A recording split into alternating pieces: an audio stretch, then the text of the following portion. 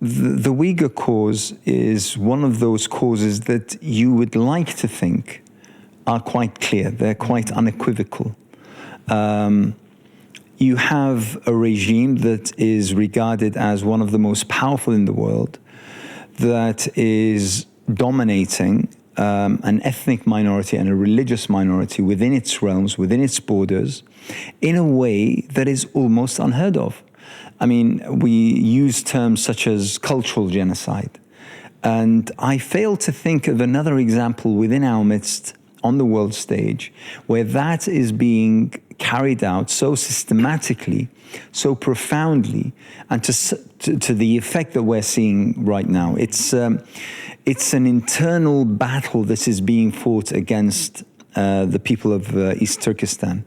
And at the same time, you know, you look around the world and you see the political positions and you say, well, you know, this is something that many countries support. The cause of the Uyghurs, Washington is condemning China for what it's doing, Britain is condemning China for what it's doing, the Europeans, and so on and so forth. So, you know, you then ask yourself the question, so what's happening? What's the problem? Yes, you know, this scale, this genocide happened to Uyghurs. It never happened in mankind or human history. So it's very difficult to explain it as is.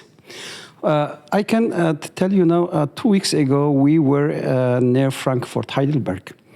We had an event, me and my wife. We did the presentations, detailed where is East Turkestan, geographically, historically, and when we become Muslims, why the Chinese communist regime targeting on Islam?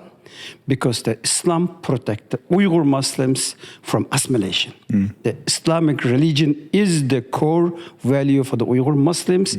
We survived among 1.4 million Chinese. Yeah. So, if you look, a billion Chinese, yes.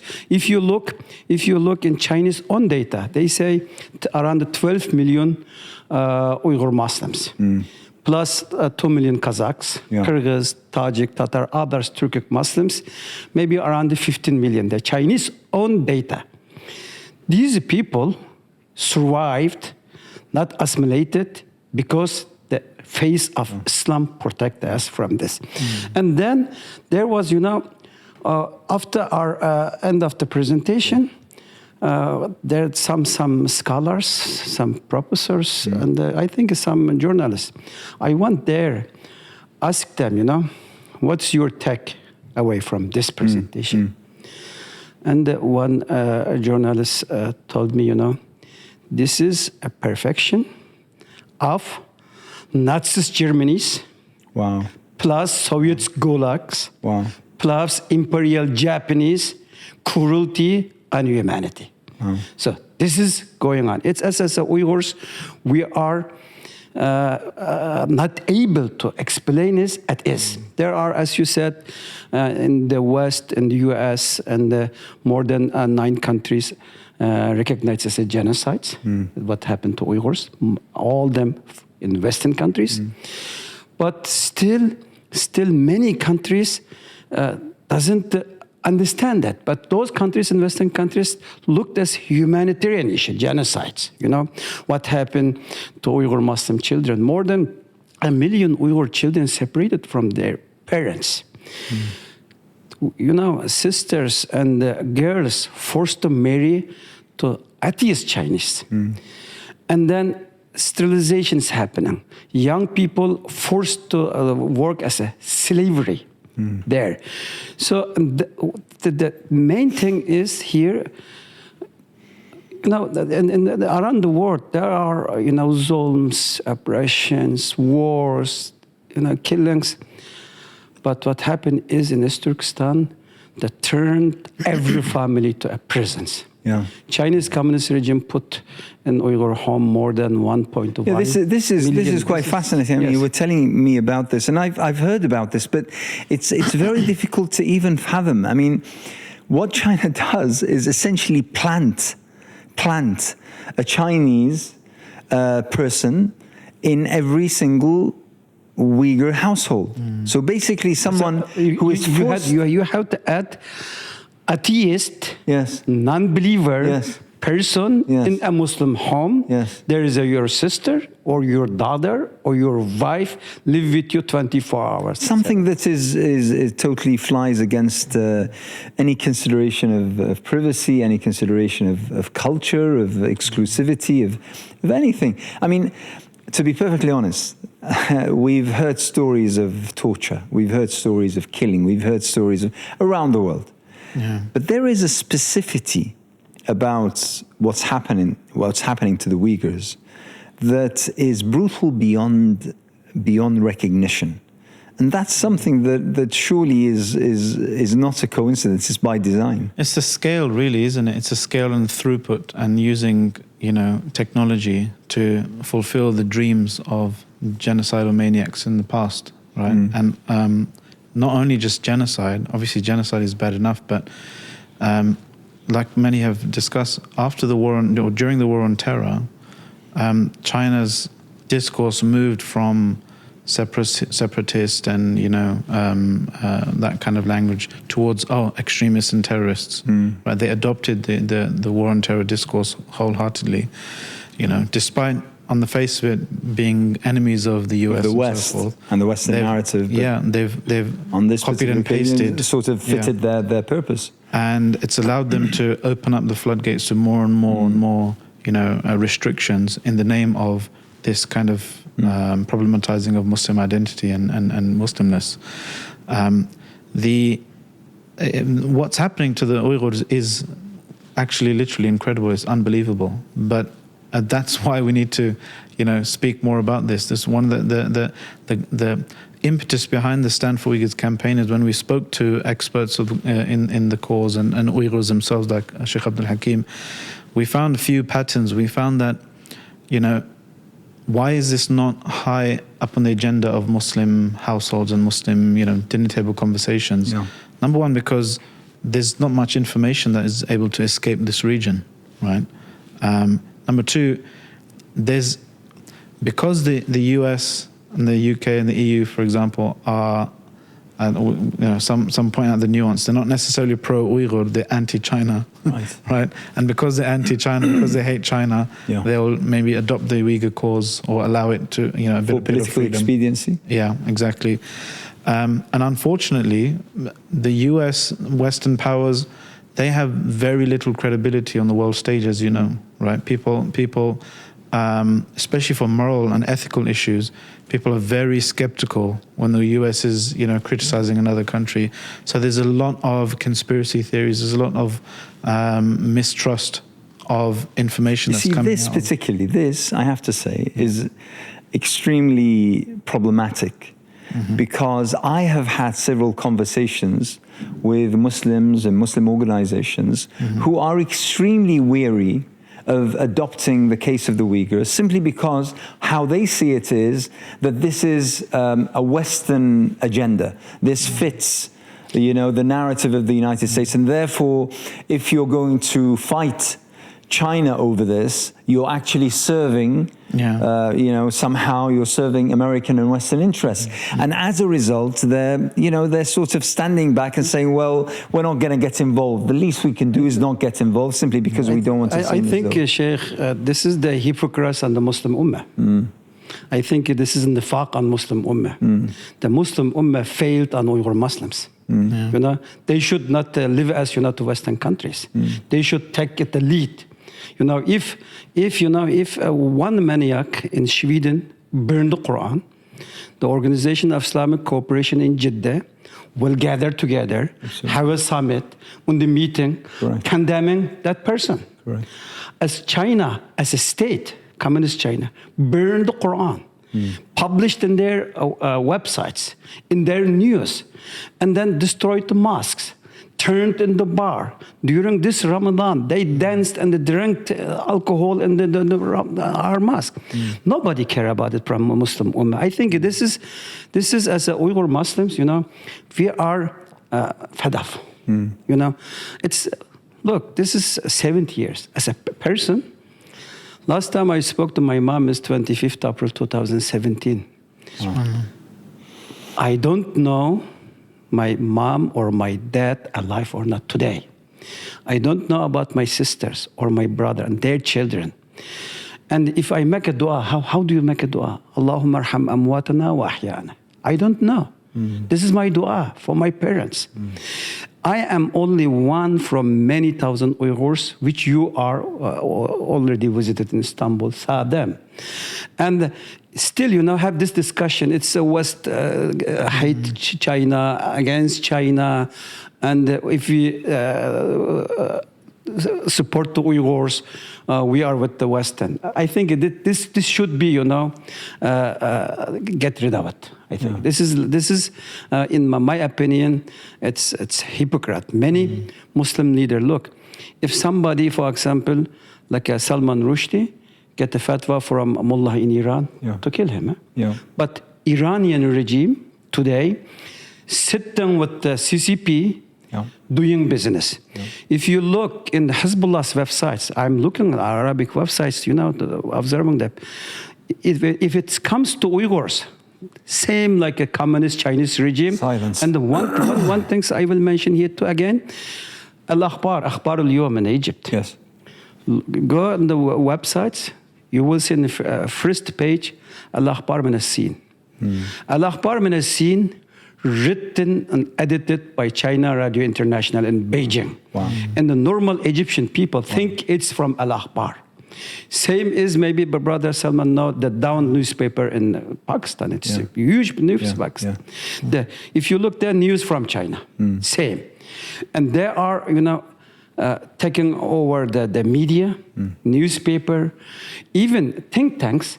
Then they are helping some schools with iCloud system, ZTE, Huawei system. If you look in the Muslim Ummah's memory, if it comes to Uyghurs, it's dark. You can never see. There is some talk about Chinese Muslim, which is in China, there are Muslims. But if it comes to Uyghurs, darks. East Turkistan is, as a part from Islamic Ummah, it's the East gate for the Islamic Ummah.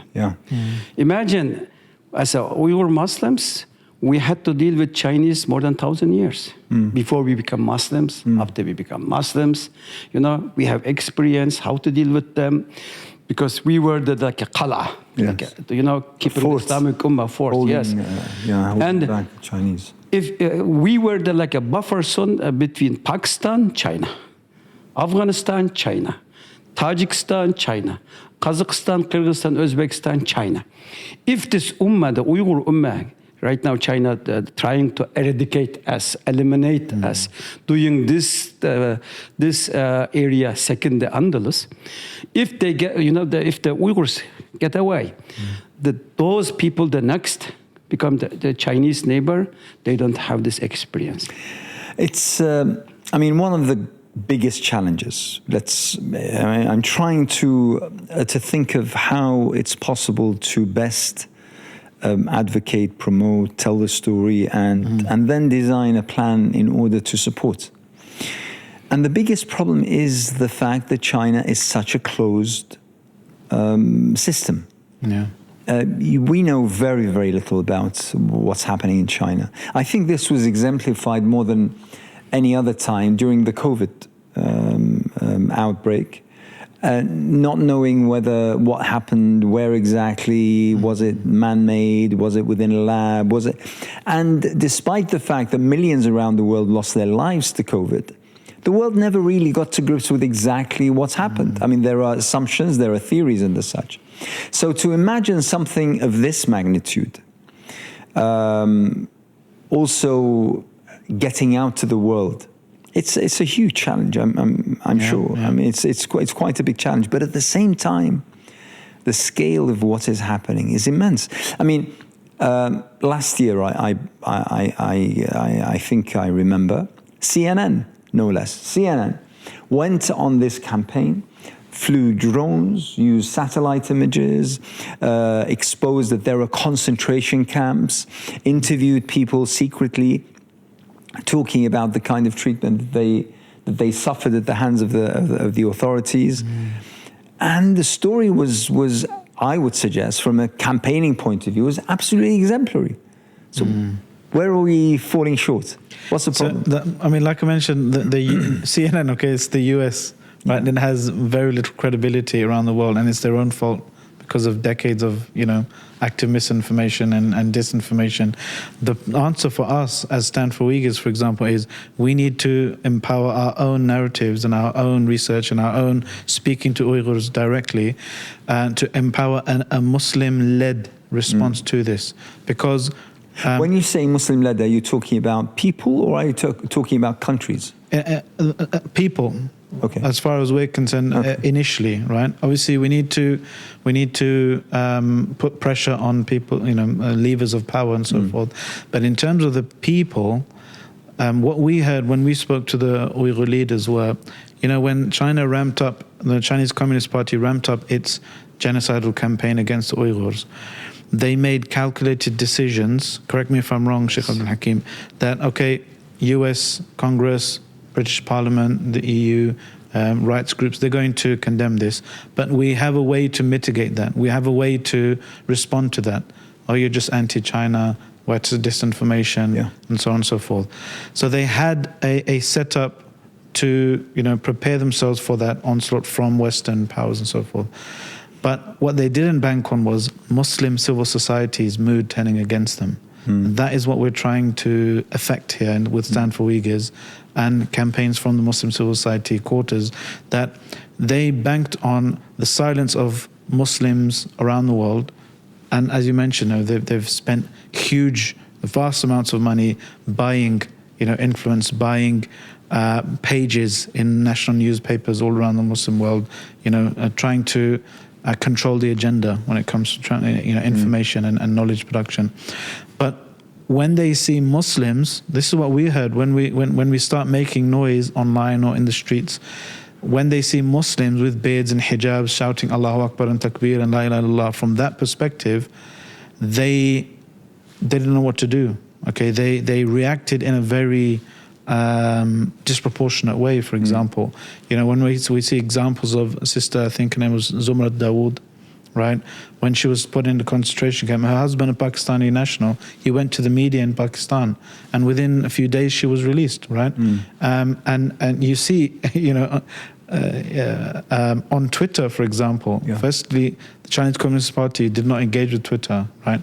But when in response to people making a noise, people talking about this, they, all the senior members of the Chinese Communist Party, they join Twitter, for example, and they get involved in fights, people on Twitter and stuff, and trying to. You'd think that a country, a regime wouldn't react so, wouldn't stoop to that level and react in such an extreme way, holding press conferences and wheeling out kind of Uyghurs dressed who up, will speak, saying everything's fine, nothing's happening, this is all a charade, and all of that. Yes. What you said is right.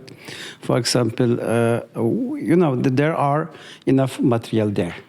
We cannot say China is like a box we cannot see. Right now we have,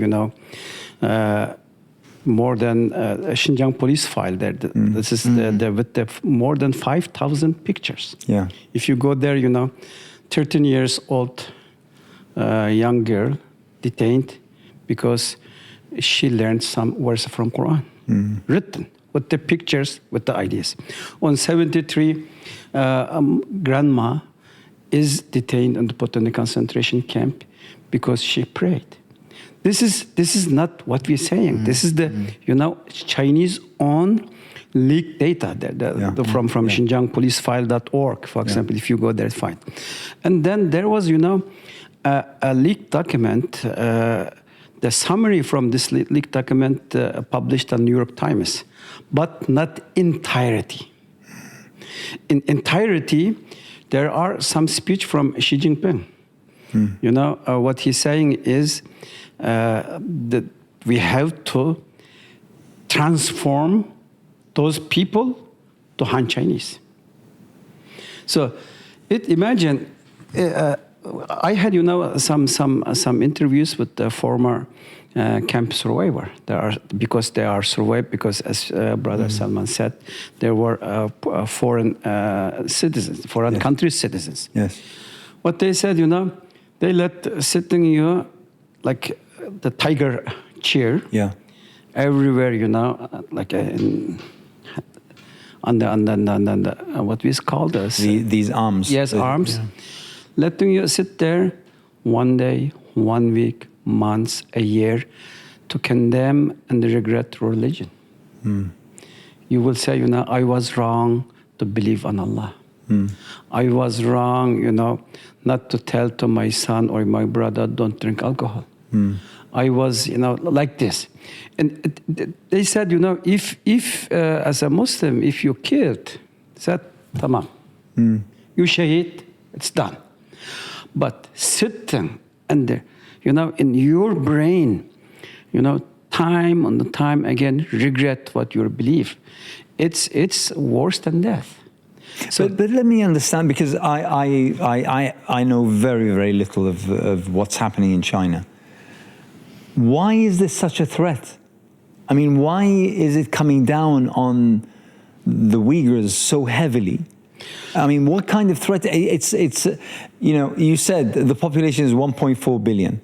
It's one of the largest countries in the world. It's one of the most powerful economically countries in the world. It's one of the most powerful militarily countries in the world. Why is it threatened by the fact that someone, a 73-year-old grandmother, prays, or a 13-year-old girl learns verses of the Quran? Why is it such a threat? Am I being naive asking these questions? No, you're right, because, we cannot go inside the brain of Xi Jinping or their leadership, but we can assume what they are thinking, what are they saying. There are many aspects. Historically, they want to, conquer those areas, because if they take over the Uyghurs, the East Turkistan, they will, have the large area in Central Asia, historically. Then, ideologically, the Chinese Communist government, under the leadership of Xi Jinping, which is, product of the Cultural Revolution, darkest side of humanity, is creating one nation, one language, one history. Even they are occupying our history too, one history, and one ideology, and one party, and the one leader as a god. This is their aim. So if you look, Uyghurs are from geostrategic or from others or no threats, because they occupied us almost 70 years ago. Yes. And the Uyghurs are located maybe 15 or 20% of East Turkestan. If you look the area, from Kashgar to Yarkand, Hotan, Kuchar, Turpan there, the rest of East Turkestan is under control. There is a company, Xinjiang Production Construction Corp, as a Britain exploit India with East India Company. Yes. As a Dutch exploit Indonesia, those area with the East Dutch. Belonging 80% that water, land, cotton field, minerals, the new soda funnels field, belonging to those company. They have more than 3 million members. This is like a state in state. So then if you look, why are doing this Uyghurs? So I think then today China cannot tolerate other than Han Chinese. This is the danger. There are many people, naively say, okay, well, there is a West, there is a East. If China took the control over the world, what will happen? There will happen what happened to Uyghurs, because we, from physically, we are others. We have other religion, other nationality, we have history, geographic. So they took everything from us, and they put them, eradicating. And even if you look today in East Turkestan, the Kashgar, for example. Kashgar is one of the city like Bukhara, Samarkand, Asfahan, contributed for the Islamic civilization, huge. From writers, poet, from medicine, we are from this area. Uyghurs are, from Turkic people, among the Turkic people, if you look, more educated, more knowledgeable, more they settled in the city, and then East Turkistan. So this is a tragic event, and there are many reasons. Yes. As I said, those are the main reasons. It's, you mentioned Stand for Uyghurs, this campaign. How many countries do you have a presence? So we started off in the UK, as you were part of it as well. Obviously, you're still part of it, and then we've got people from Australia get in touch, South Africa, even the US, a few European countries, Canada, and alhamdulillah, the word is spreading, alhamdulillah. And what we're trying to do is basically keep it very specific, that this is about stopping the genocide. We want, this is our call. It's very simple. We want to let what the future is. That should be decided by the Uyghurs. By the Uyghurs right? itself. We don't want to get involved in any debates amongst Uyghurs. Like what is the future? What is the solution? But a clear solution or a clear point of action that everyone can agree on is stop the genocide. Yeah. Right. And that's what we want to put pressure on. Any possible lever of power of influence the kind of details that Abdulhakim spoke of, and that we've heard, we've read, we've seen being told by survivors. Does that information get through to wherever the campaign exists? Yeah. So one of the broad aims of the campaign is to try to address those issues that we saw that were preventing this topic from becoming normal to discuss in Muslims, in Muslim circles, dua in masjids, they're as close to our hearts as Palestine or Kashmir or these types of causes, right? So one of the things is there's a growing sense of powerlessness that how can we do anything as China or whatever. So we want to highlight examples for people that where your voice actually matters as Muslims, for example, not only where it can lead to impact, but even if it weren't to lead to a direct impact, you still have as a duty as a Muslim to speak out against this, to do whatever's in your ability, give moral support to the Uyghurs and so forth. And also we want to inform people. So, the first aim of the campaign is to motivate. Second is to inform and spread knowledge.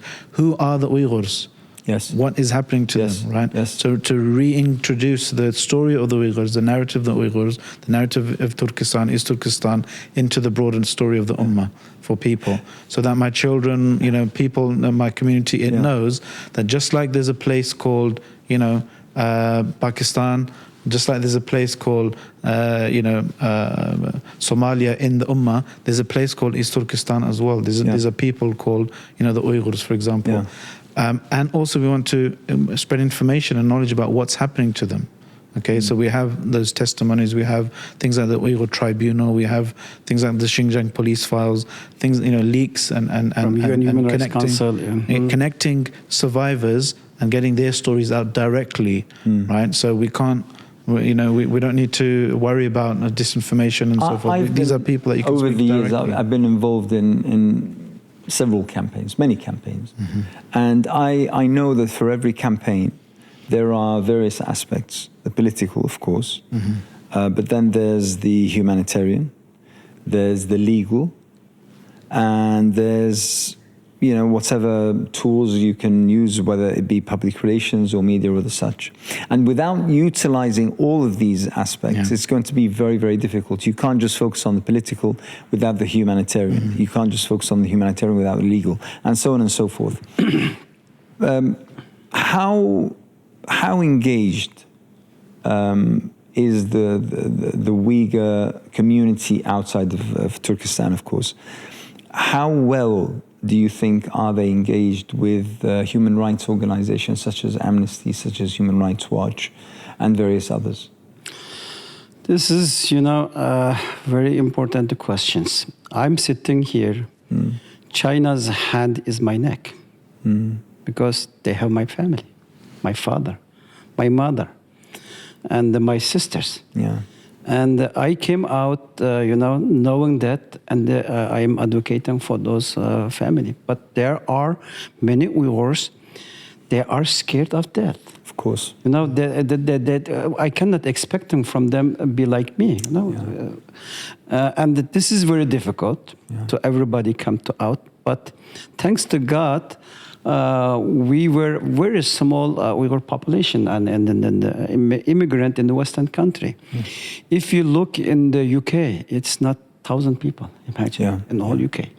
In Europe, around 15,000. From north to south. In America, around 10. Canada, 5.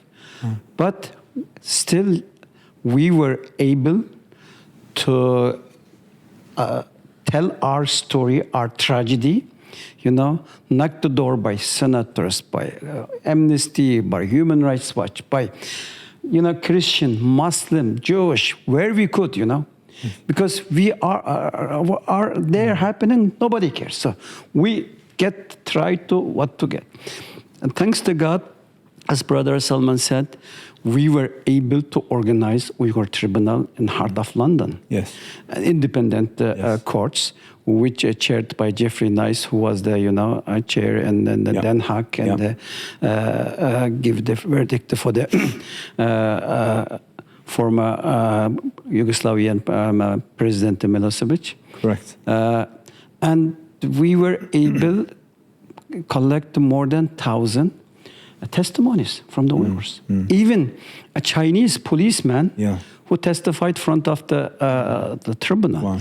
So that they looked at it, they looked at evidence, and the verdict was genocide, torture, and crimes against humanity from the independent. Then we have, from Uyghur UN Human Rights High Commissioner. By the way, before the Xi Jinping began this genocide, if you look back, 2016, when the President Trump, pulled out from the UN as America first, he pulled out from the UN Human Rights Council. What did China filled in? China brought his friends in the UN bodies. And the current General Secretary of UN, Guterres, is one of the China's friend, former Portuguese Prime Minister, who was bailed out by China. And he brought Michelle Bachelet from Chile to be Human Rights Commissioner. And from that commissioner, I say this is like a Chinese table. Yes.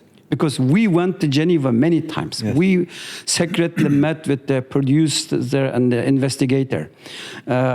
We brought the witness there. And so from this table, where China was sitting there, came out crimes against humanity. Imagine. Still. So then there are many reports.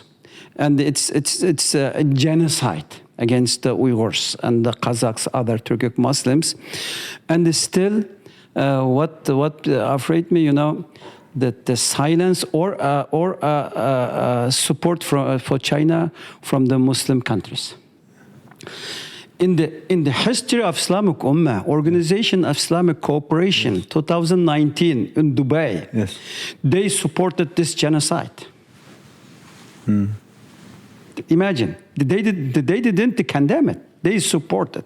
What they said, we support China's attempt to elimination poverty, the radicalization, those things, This is like a shame on this body, the OIC body. And again, we, how do you explain that politically? How do you explain that? Why? I mean, politically, this seems to. I understand that the majority of Muslim Arab are quite aligned with the Americans. Yeah. So you would think that naturally they'd vote. You know what happened at particularly this meeting? Before that meeting, the then Organization of Islamic Cooperation, there are some department for the minority Muslims. Okay. From this group, from Minority Muslim Department, went then over 19 diplomats to our country. They visited Urumqi, Kashgar. Even there were some diplomats from Kazakhstan with them. Okay. Because they speak our language, they are Kazakhs. The colleague said that the diplomats from Kazakhstan was real communist. They began to talk to Chinese like a comrade. Oh, my Lord. Then what he saw what happened there. And then they had, like with Chinese Communist party chiefs there, a meeting. He said, this is happening, that's happening. China denied. And he was, like outraged. And there was a diplomatic crisis with his languages. And they came back, said for the OIC, this is happening. There is worse human rights violation is happening. There was the language to condemn what China is doing there. In the one night, because every OIC summit, if you look at there will be more than 30 Chinese diplomats there. They are meeting with the diplomats, with the ambassador, with the foreign minister, and even last foreign minister, for last meeting from OIC, what's happened in Islamabad. There participated the Chinese foreign minister Wang Yi there. And this organization. So they don't know how they change in the one night. The language, turned 130 degrees. Yeah. So because this is maybe that some Muslim countries, want to take some benefits from China's economic or security or military power today. But this is betrayal on Islamic Ummah. I mean, I realize, I understand that China has been now for over 10 years building its Belt Road, the new Silk Road, as they say, and it drives, down the middle, if you wish, and center of the Islamic world, past Pakistan, Afghanistan, and then it reaches to the Gulf. And then it crosses over through Saudi Arabia, Yemen, into the African Horn, into the heart of... So, of course, there's a strategic expansionist regime happening, and probably some of those countries are loath to speak ill of China in order... But is this... I mean, I'm trying to understand whether... This is, let's say, being nice to China publicly, but secretly, they're actually pushing China really hard. I mean, I'm hoping that that's the case. Yeah. Do you think that there's any Abdulhakim mentioned something kind of in passing. I think we need to probe a bit. He said the Uyghurs, or the people of East Turkistan, they've had 1,000 years of experience how to deal with the Chinese. If they get rid of them, the new neighbors for China won't have that experience. Are you suggesting here that China is slowly almost colonizing the Muslim world or its neighbors? Does it have a desire to expand and expand and expand further until it kind of subsumes everything into it? Yes, this is the book, by the way. Okay, it's a good segue. Yes, one is in Arabic, one is in English. This is maybe 30% is from about the Uyghur genocide. Rest is about China's Belt Road Initiative. To understand the China's Belt Road Initiative, you have to understand XPCC, what I before called, this paramilitary organization in our country. Like the East Indian Company, like this, This is like a Belt and Road Initiative is global version for this company. So, one example I can give you, or two maybe. For example, in Pakistan today, there's a CPEC authority, China Pakistan Economic Corridor Authority. They have more than $70 billion US budget. China get the Gwadar port, at least from there. Built like a city there for Chinese. On this Chinese city and then the network, the Gwadar port is, secured by the Pakistani Special Army. They're protecting them, and then If you look today in Lahore, Rawalpindi, the normal Muslim there paying 3-4 times high for electricity, because 80% of the Pakistani electricity company belong to China. Correct. And Correct. train system belong to them. Yeah. And the one thing why I say that the Belt Road Initiative is a global version from XPCC, because XPCC is state and state. Yeah. CPEC, that the China-Pakistan Economic Corridor Authority, is independent authority. It's not under Pakistani parliament. Right. It's not under Pakistani prime minister. Yeah. Not the Pakistani under presidents. They're sitting former generals, former people from the spy or intelligence service. They managing it, and they, for example, the brother Salman is Pakistani businessman. He has idea, he has money, he has capital, but he needs license. Yes. To get the license, he have to go, way on the pay the bakshish, and maybe until he get this idea, 2-3 months. But if Chinese come to Pakistan, same idea. Yeah. He will go this authority, the license there. The same is, for example, in Egypt. This book is, I already wrote it in 2019, 2020. At that time, they began to build the new capital. You have to look to the new capital. Who financed it? Yeah. Who insured? Who was, project given? Yes. Who built it? And today, who will manage it? Yeah. And I think I got shortly, if I'm not mistaken, the government moved already there, began to pay rent for this company. And if you look there, surveillance is important issue. The ZTA, iCloud system, 5G system, all installed and managed by Chinese regime. Yes. Even China built the information cables from Beijing to Egypt and around the world. So if the Egyptian military have a secret saved on the computer, they will go to Beijing. And there is an industrial park on Suez Canal. Even if you go there, the Suez Canal Industrial Park, they have the street names, Shara, Tianjin, Shara, Shanghai. They bring China to Egypt. And there are many companies, Chinese companies, they are, using some Egyptian youth today. Yes. Maybe they will pay for them today a wage. Yeah.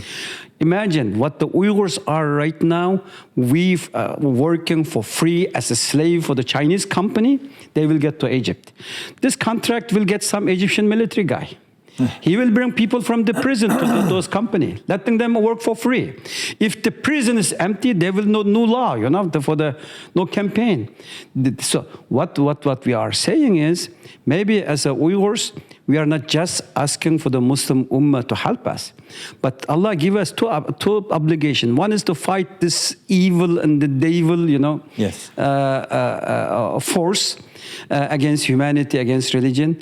Other is the coming danger from the East. Yeah. And we want to warn our brothers and the sisters around the Muslim world, not happen, because as you know, 12th century, 13th century, we were, looking for crusader from the West, 1,000 years, Yeah. What happened? We were never pay attention to East. Correct. Genghis Khan came, destroyed the civilization, and then the Central Asia, Asfahan, Bukhara, Samarkand, all, burned the books in Baghdad, killed the ulama.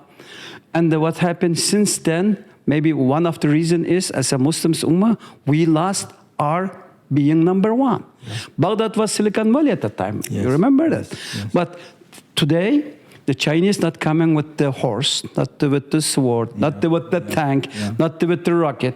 They don't need, because they came in, they're buying information. Yeah. They're coming with a if they have with the money and the smiley face, and if they buying, they don't need to bring some intelligence people, because they can, buy those intelligence people working for them. Yeah, I mean, I think that the points you mentioned is quite important, and it's quite pertinent the fact that China is so heavily involved in establishing the infrastructure for the new administrative capital in Egypt, for instance, to the tune of billions.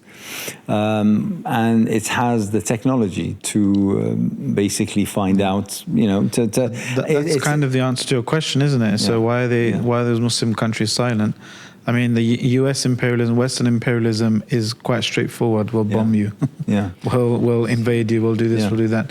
But the Chinese kind of method is we've embedded ourselves so much into your country's infrastructure that you can't say no to us. That's the argument, at least. Tell me about the British government.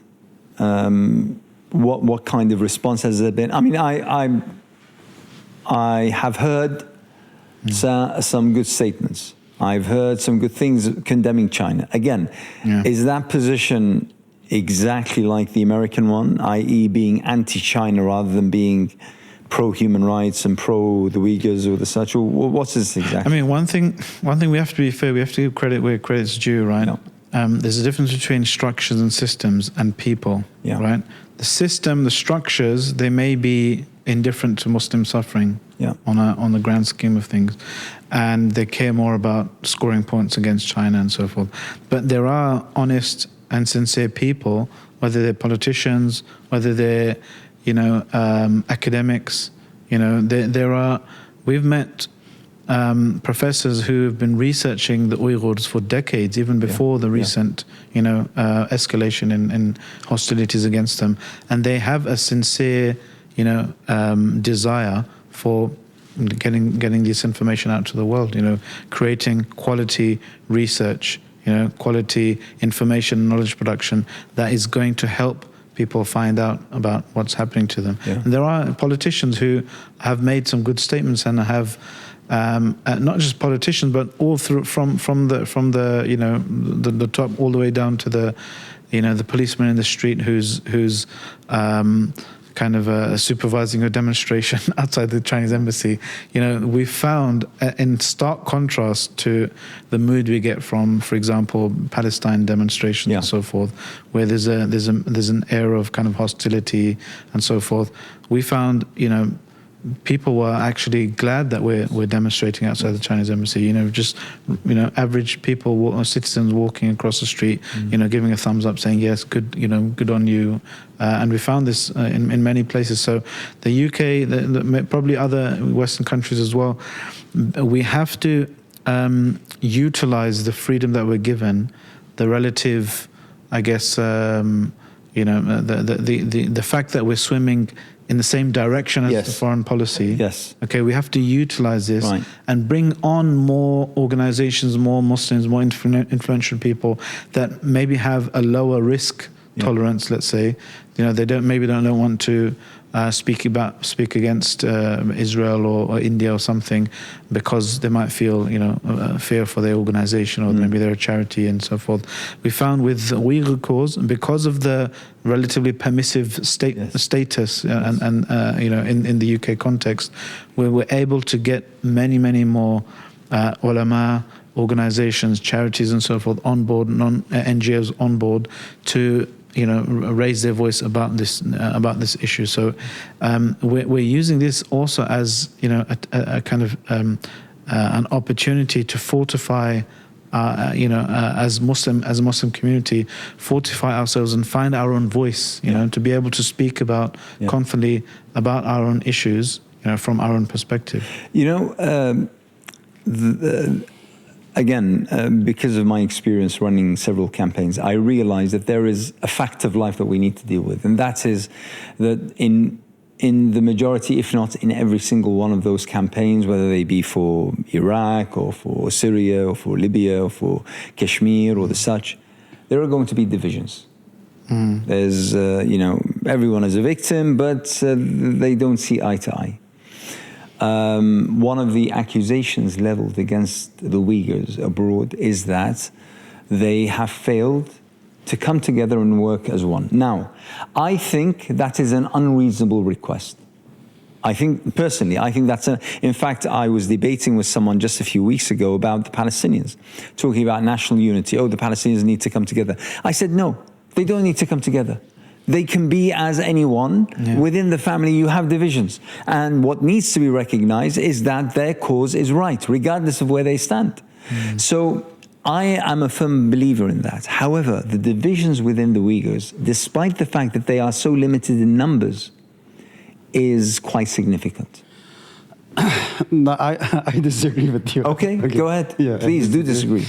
You know, despite China's attempt to divide us in abroad, Yeah. because as I said, you know, they have some power on us because our loved one is in their hand.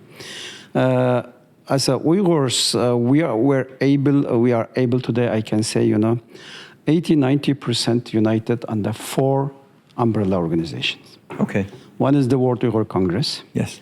One is the Union of East Turkistan organizations. One is the ulama, scholars.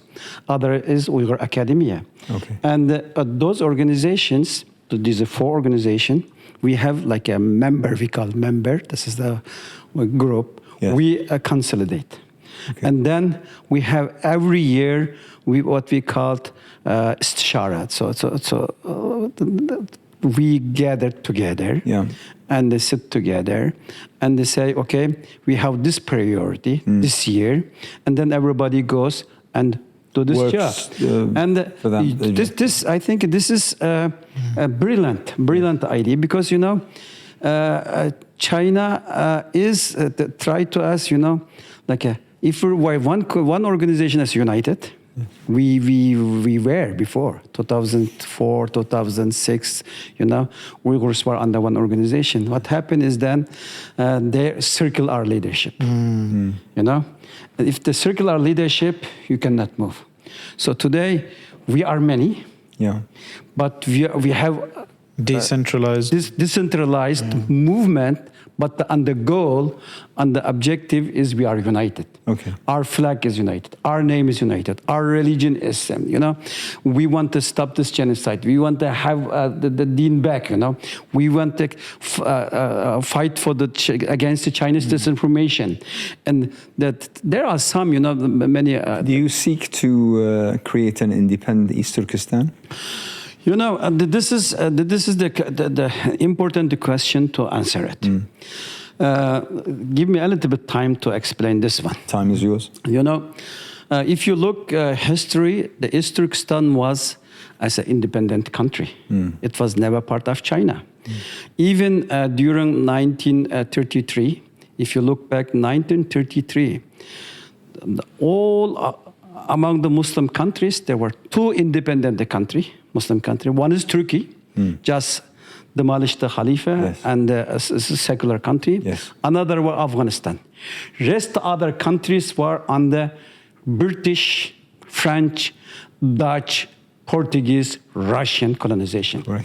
At that time, first in the history, you know, republic, East Turkestan Republic established in Kashgar. You know, The first Islamic Republic. Republic, yes, and as a thinker, you can look at, you know, I can tell this one: Islamiyat, Yeah. Azadiyat, Adalat, Khuwat. Maybe you can understand Islamiyat, you know, from Islam. Yes. Azadiyat is freedom. Freedom. Yes. Adalat is Justice. justice. Yeah. Ukhuwat is brotherhood. Yeah. Those principles that our ancestors tried to establish, you know, with this idea. Yeah. So the Uyghurs are, you know, like a real thinker at that time. And then what happened against, you know, with Russian at that time, British were and then to next to India, and China, they, you know, like didn't accept it. Yeah. Demolished the Turkestan. Yeah. Then again, our ancestor, you know, tried to create modern republic. 1944, we had East Turkestan Republic. This time, like a Western style, Yes. nation states. Yes. You know, Around what time was this? 1944. Okay. Yes, and until 1949.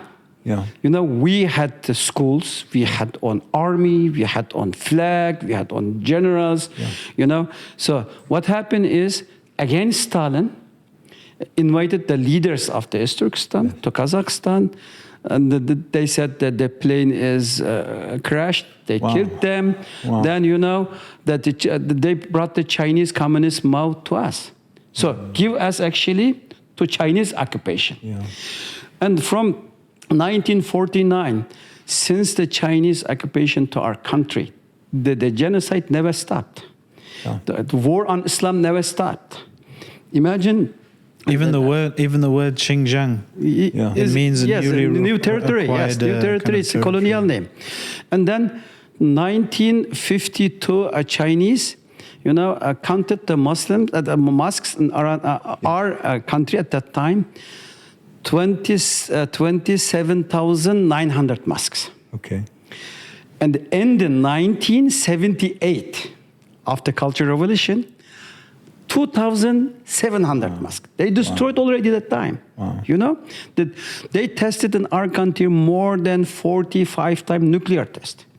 Many Uyghurs died, because of cancer. Yeah. They they treated us like somebody not belong to them, like a colonial. Yeah. And then what happened in the 80s when the Soviet invaded Afghanistan and the Soviet put Vietnam to invade China like a crossbows. And they give us a little bit, 10 years time to take our religion again, build the mosque. That was the time. So, and today, when the Chinese communist regime put every Uyghurs, every Kazakh, every people from a native land in the concentration camp, and they destroyed, live together. Yeah. And it's not crime, to have independence. Absolutely, it's because if Scotland want independent, nobody says separatist or terrorist. Absolutely. Or Catalan says independent, nobody does it. Yeah. And the Czechoslovakia, they get the both way, nobody said it. Okay. We were occupied by Chinese communist regime, and they want to get rid of the sound of azan or the mosques in our country. Yeah. Only way is to have independence to survive. So this is the goal this is long goal. The goal is and the dream is an independent East Turkistan. Ruled by the Uyghurs, for the Uyghurs, for the future of the Uyghurs. And for Islam, adalat, justice, and for freedom, and for brotherhood. And nobody accused China. China is today one of the 5 member states in the UN Security Council. Yeah. Right? Yeah. China is in UN everybody's. Yes. China is present in Interpol everywhere. Nobody asks China why you are conducting genocide against Uyghur Muslims. Yes. Why are you doing this? Nobody. If they want to tell this, they buy that some countries, third world countries, including Muslim countries, and then in their pockets, and the many Muslim states become their partners, unfortunately. This is a long run and not in their interest. Abdulhakim, thank you so much. Salman, thank you so much. This was a fantastic discussion. Jazakallah khair. Jazakumullah khair. Thank you very much.